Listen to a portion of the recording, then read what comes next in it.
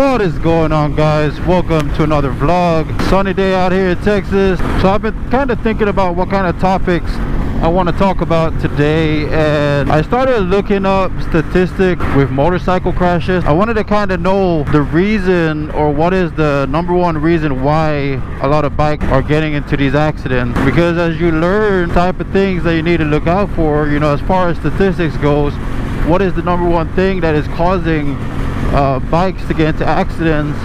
What are the number one type of crashes, you know, that bikes are facing? You hear a lot of people talk about you got to be careful with this, you got to be careful with that. When you're on the road, you want to find easy escape routes and all of that. But you know, most of the crashes that were recorded in NHTSA, which is the National Highway Traffic Safety Administration, when it comes to motorcycles, I think and you know, I'm just going off memory here from what I read, but I want to say like 70 something percent were head-on in front of the motorcycle, whether it was head-on collisions or some other type of way that caused the vehicle to strike the front of the motorcycle. It's kind of weird, because I've always thought that the main place you would get hit on a motorcycle is either the side or the back. In no way did I think that most motorcycle crashes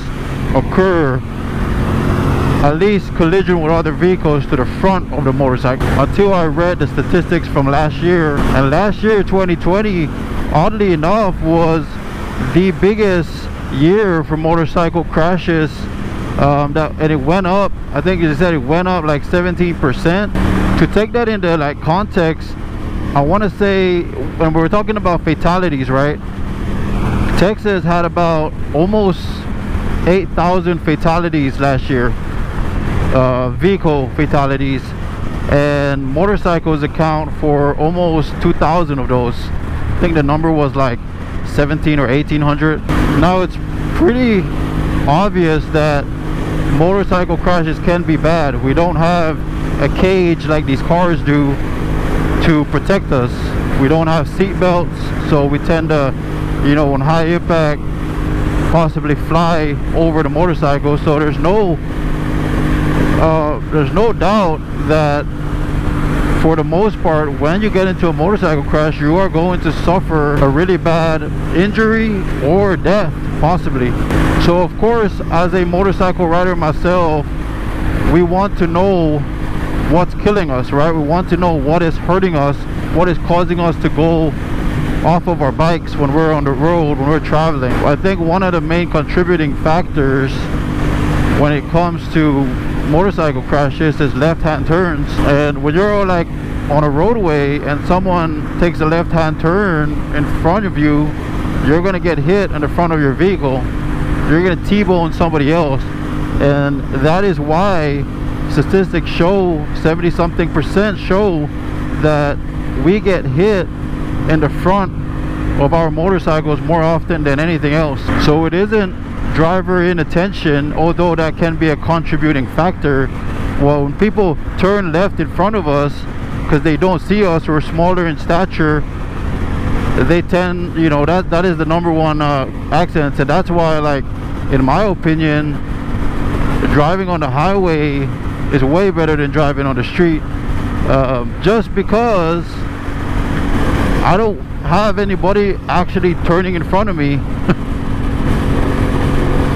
On the highway, you can kind of watch every car, from the vehicle behind you to in front of you to the center lane and to the right lane, to know exactly where everyone is at and how everyone is moving. When you're on the public street, you have so many cars that you're trying to pay attention to, that sometimes you miss that one car who just wants to turn in front of you, or you start passing a car and they think because the speed is real slow on a public street that they can make last-minute decisions, and that's just not the case. When you're driving a motorcycle, you're basically multitasking, right? You have your hands busy, you have your eyes busy, you're looking all around you. You want to make sure that no one's riding up your ass. You want to make sure that no one's going to switch lanes in front of you. You want to make sure that when you do switch lanes, that you're able to see whether it's looking at your mirror or making a full turn. There's just so much multitasking on top of actually controlling the vehicle. Driving a car is easy. I mean, people use their cell phones driving cars and not get into accidents. People read books, do makeup, all that stuff. You can't do any of that on your bike. And if you do stuff like that on your bike, you're just an accident waiting to happen. On top of that, you also got to worry about, you know, things that are on the ground. You got road surface.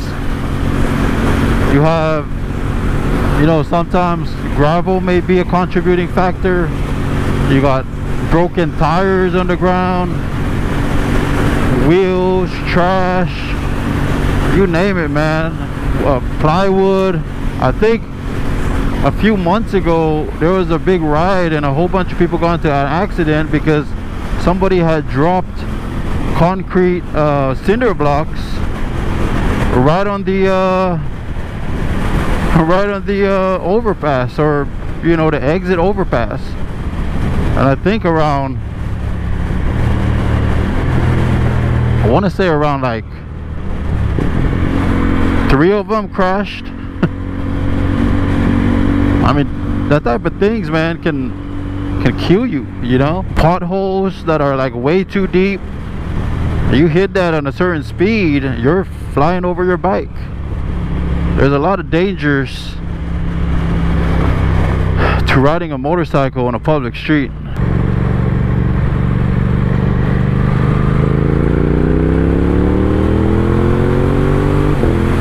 I am one to believe that not everyone can ride a motorcycle. Not everyone should ride a motorcycle. And if you feel like your attention to things may be a little bit off, if you feel like you can't multitask well, then I would work on that before you decide that riding a motorcycle is right for you. I'm not opposed to riding on the street. I love riding on the street. I try to commute with my bikes often as I can, and I don't let the dangers of the road dictate whether or not I want to ride my bike or not, you know. And so I just understand the risk. I try my best to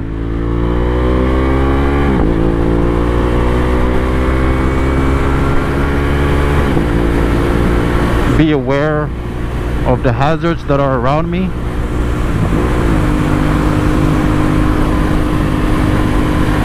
And that's the most you can do. All in all, it's good to keep yourself informed, man. Keep yourself informed. Like right there, bam, car making a left turn. If I was passing that Maserati at a high rate of speed, I wouldn't be able to stop in time, because that Sonata cleared the Maserati but wouldn't clear myself if I'm going at a high rate of speed, and that would be my fault. Alright guys, well, that's my little spiel for today. If you like the video, go ahead and hit that like button. If you're new, subscribe. If you have any questions, throw me some comments down below, and I'll see y'all on the next one, y'all. Peace.